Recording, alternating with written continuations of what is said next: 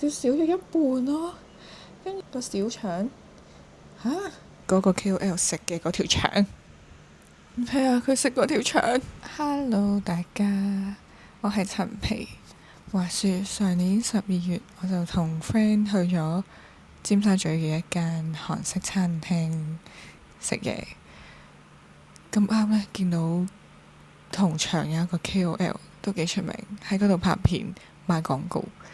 條片出咗之後呢，仲要有成4000幾個人留言話想知道間餐廳嘅資料。我哋今日就嚟睇下嗰日我哋食成點咯。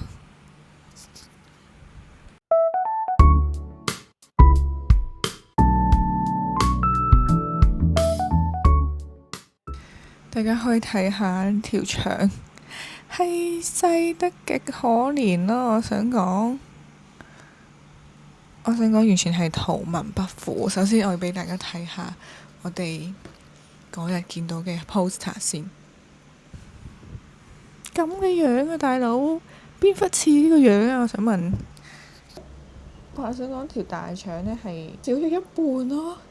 跟住呢個小腸嚇，人哋又係一圈圈嘅喎嚇，佢咁樣喎，大佬想點？OpenRice 一陣再睇佢啲評論，我真係笑咗。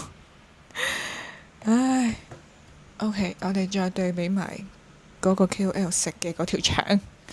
係啊，佢食嗰條腸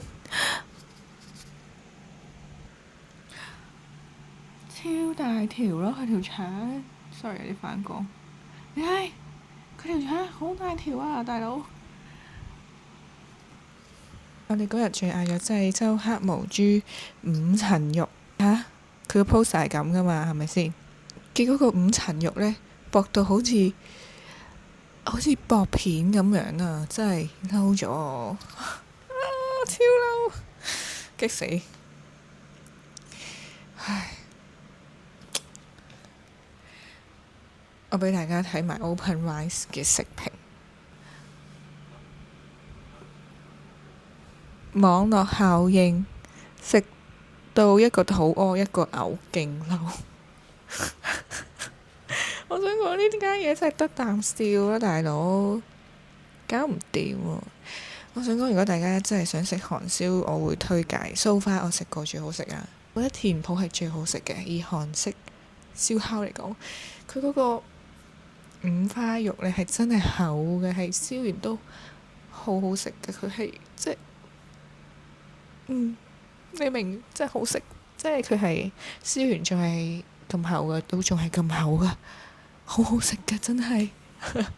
基本上我去韓式燒烤我都一定係田鋪噶啦，冇第二間，暫時沒有其他。唉，真係咁。記得訂閱呢個 channel，我係會講真話嘅人類。拜拜。同埋我都考慮緊，如果萬一我有廣告，即係呢個 channel 有廣告嘅話，我應該都唔會接廣告，因為我睇片嘅時候係超級唔中意睇廣告啦，我會即刻飛晒所有廣告啦。咁呢，如果大家想支持我嘅話呢，就可以 follow 呢個 IG 同埋去我呢個歐針嘅 IG 度買我啲 product。